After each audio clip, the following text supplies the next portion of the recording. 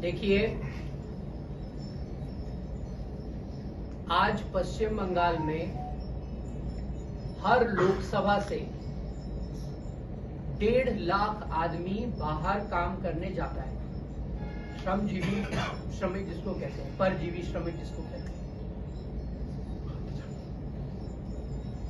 यही पश्चिम बंगाल में आपने लक्की भंडार की बात कही, और इसी पश्चिम बंगाल में संदेश खाली भी होता है, आरजी कार जैसी घटना भी होती है। तो क्या महिला सम्मान को आप लक्की भंडार के नजरिए से देखेंगे या महिलाओं की अस्मिता के नजरिए से देखेंगे? अगर संदेश खाली होता है तो ये ममता बनर्जी की छवि पे एक बहुत बड़ा दाग है। महिलाओं के सम्मान की बात करना एक बात होती है, उनको सशक्त बनाना दूसरी बात होती है, और उनका सम्मान करना उसके ऊपर होता है। और भारतीय जनता पार्टी की जब सरकार आएगी तो वो महिलाओं के लिए ठोस कदम उठाएगी।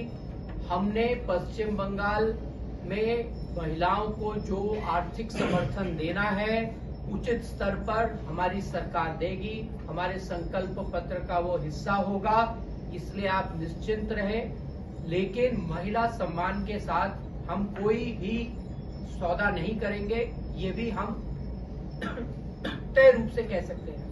पे हमारे प्रदेश के जो प्रवक्ता है वो जवाब देंगे। बजट से संबंधित कोई, ये बहुत ही दुर्भाग्यपूर्ण है कि पश्चिम बंगाल में किसी भी राजनीतिक संगठन का काम हो, कार्यक्रम हो, किसी सामाजिक संस्था का काम हो, कार्यक्रम हो, किसी शैक्षणिक संस्थान का काम हो, कार्यक्रम हो, और अगर वो ममता बनर्जी की विचारधारा के विपरीत संगठन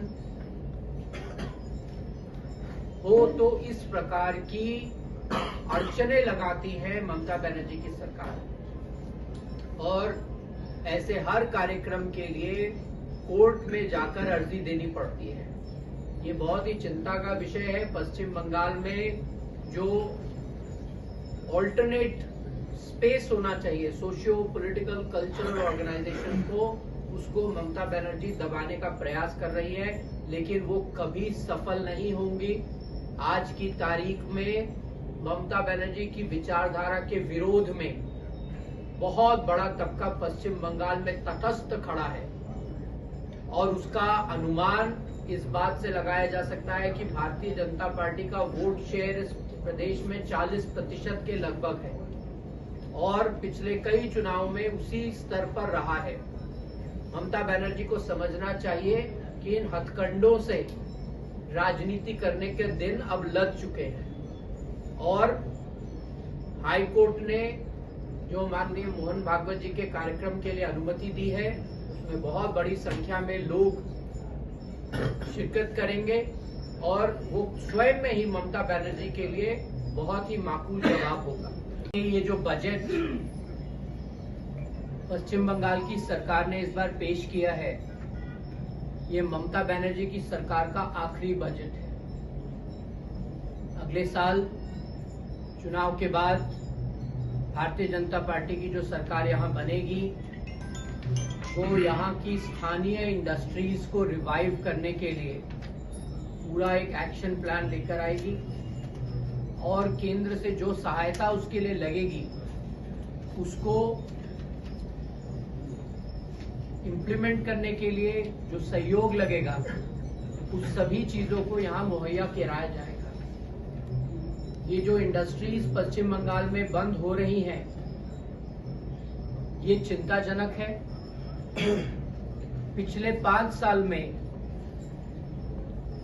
आंकड़ों के मुताबिक लगभग 4000 कंपनियां पश्चिम बंगाल छोड़कर जा चुकी हैं। लॉ एंड ऑर्डर की स्थिति यहाँ इतनी खराब है कि नया निवेश नहीं आ रहा है, और इन सब चीजों के लिए जिम्मेदार यहाँ की स्थानीय सरकार है, ममता बनर्जी की सरकार है।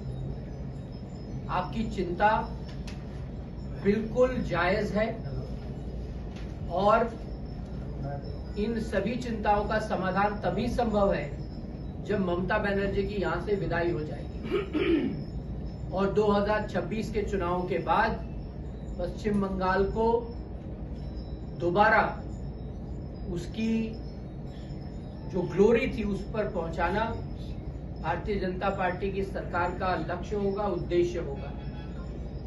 लेकिन मैं पुनः दोहराता हूं, ये तभी संभव होगा जब यहां पर ममता बनर्जी की सरकार की विदाई होगी और भारतीय जनता पार्टी की सरकार यहां बनेगी। আমি মোটামুটিভাবে একটু তুলনামূলকভাবেই দেখি। তো পশ্চিমবঙ্গের বাজেট আর কেন্দ্রের বাজেটের মধ্যে তফাৎ কি? বাজেটের দৈর্ঘ্য ওইটা কেন্দ্রের বাজেটের প্রায়, আমার যদি ভুল না হয়, প্রায় বোধহয় 5 গুণ। অমিত মিত্র যখন বিত্ত মন্ত্রণালয়ের অর্থ দপ্তরের ভারপ্রাপ্ত মন্ত্রী ছিলেন তখন মনে হয় ওই শেষ ছিল 21 পাতার বাজেট। তারপর উনি অবসর নিলেন, তারপর থেকে বাজেট বাড়তে শুরু করে।